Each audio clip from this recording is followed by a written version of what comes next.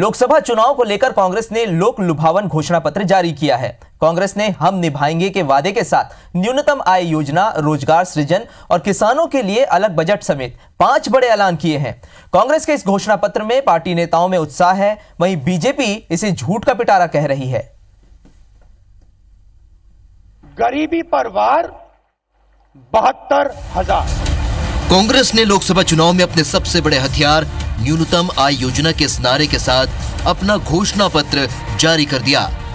गरीबी पर वार 72,000। कांग्रेस ने अपने घोषणा पत्र को जन आवाज नाम दिया और शीर्षक के रूप में लिखा, हम निभाएंगे। घोषणा पत्र में किसान, मजदूर, युवा और रोजगार समेत 5 प्रमुख बातों पर फोकस किया गया है। कांग्रेस अध्यक्ष ने बताया कि हमारा निशान पंजा है और घोषणा पत्र में हम 5 बड़े वादे कर रहे हैं। आइए एक नजर डालते हैं कांग्रेस के घोषणा पत्र की प्रमुख बातों पर। कांग्रेस ने सरकार बनने पर न्यूनतम आय योजना का वादा किया है, जिसके तहत देश में 20% गरीबों को हर साल 72,000 रुपए देने की बात कही है। इसके अलावा किसानों के लिए अलग बजट लाने की बात भी घोषणा पत्र में है। कांग्रेस ने कृषि कर्ज के डिफॉल्टर्स पर क्रिमिनल केस दर्ज नहीं करने का भी वादा किया है। साथ ही मनरेगा के तहत अब 150 दिन का रोजगार देने का ऐलान किया गया है। रोजगार पर फोकस करते हुए मार्च 2020 तक 22 लाख नौकरी देने की बात कही गई है, जिसमें 10 लाख युवाओं को ग्राम पंचायतों में नौकरी दी जाएगी और इसके अलावा बिजनेस खोलने के लिए 3 साल तक कोई परमिशन नहीं लेने की व्यवस्था भी की जाएगी। घोषणा पत्र में देश की जीडीपी का 6% पैसा शिक्षा पर खर्च करने का वादा किया गया है। साथ ही स्वास्थ्य सुविधाओं को मजबूत करने पर भी फोकस किया गया है। इसके अलावा राफेल डील की जांच की बात भी कही गई है।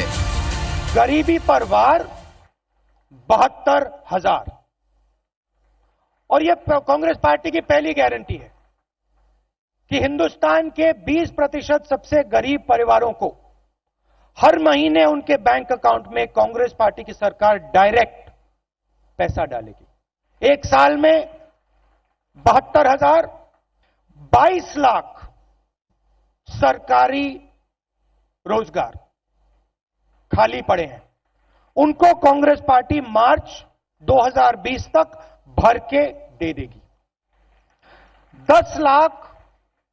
10 लाख युवाओं को ग्राम पंचायतों में रोजगार दिया जा सकता है। उन 10 लाख युवाओं को कांग्रेस पार्टी ग्राम पंचायतों में रोजगार दे देगी। प्रधानमंत्री ने मनरेगा के बारे में बोला, बोगस स्कीम है, बेकार स्कीम, मजाक उड़ाया। आज पूरा देश जानता है कि मनरेगा ने हिंदुस्तान की कितनी मदद की थी। तो हम मनरेगा के 150 दिन गारंटी करना चाहते हैं। 100 से अब हम 150 दिन गारंटी करना चाहते हैं। तो किसानों के लिए हमने 2 बड़ी चीजें सोची हैं। एक कि एक सेपरेट किसान बजट होना चाहिए, जैसे रेलवे बजट होता था, किसानों का एक सेपरेट बजट होना चाहिए। हिंदुस्तान के किसान को मालूम होना चाहिए कि उसको कितना पैसा दिया जा रहा है, उसकी एमएसपी कितनी बढ़ाई जाएगी, सब उसके सामने होना चाहिए। दूध पानी का पानी होना चाहिए। हमने निर्णय लिया है कि उसको अब हम क्रिमिनल ऑफेंस ना माने। अगर किसान कर्जा ना दे पाए तो वो क्रिमिनल ऑफेंस ना हो, वो सिविल ऑफेंस। कांग्रेस के घोषणा पत्र में देशद्रोह को परिभाषित करने वाली धारा 124A को खत्म करने की भी बात कही गई है। बीजेपी ने कहा है कि इससे देश की एकता को खतरा होगा। केंद्रीय मंत्री अरुण जेटली ने आरोप लगाया है कि कांग्रेस ने देश को तोड़ने वाले वादे किए हैं। जेटली ने आरोप लगाया कि कांग्रेस जम्मू कश्मीर में खतरनाक एजेंडा लागू करना चाहती है। इस मैनिफेस्टो में ऐसे एजेंडाज हैं जो देश को तोड़ने का काम करते हैं, राष्ट्र की एकता के खिलाफ जाते हैं। जब एक मुर्गी खरीदेंगे, वो अंडा देगी, उससे 1000 मुर्गी बनेगी तो करोड़पति मैं तभी बनूंगा। ये न्याय के इंप्लीमेंटेशन की रोडमैप है। तीसरा कहा गया, यह बहुत विचित्र है, कि हम armed forces special powers act को अमेंड करेंगे और रिव्यू करेंगे। अब इन्होंने कहा कि अगर आरोप यह होगा कि मान लो किसी ने टॉर्चर कर दिया या किसी ने किसी महिला से बदसलूकी की या किसी ने चोरी कर ली तो सैंक्शन नहीं होगी। बहुत सरल दिखता है। जीएसटी, अब एक ना समझी उसका 10 बार मैं जवाब दे चुका हूं, अगर कोई समझने कोई तैयार ना हो तो विषय है एक ही रेट लगाएंगे।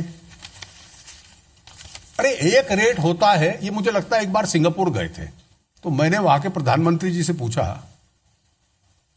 कि चावल और मर्सिडीज कार दोनों पे 7% लगेगा। उसने कहा बिल्कुल। पर जिस देश में इतनी बड़ी संख्या बीपीएल की है वहां फूड पे तो लगभग लगा ही नहीं सकते, तो एक रेट कैसे होगा। राहुल गांधी ने हर वादे के साथ मोदी सरकार पर निशाना साधा तो विपक्ष ने भी कांग्रेस के मैनिफेस्टो को झूठ का पुलिंदा बताते हुए हर वादे पर पलटवार किया।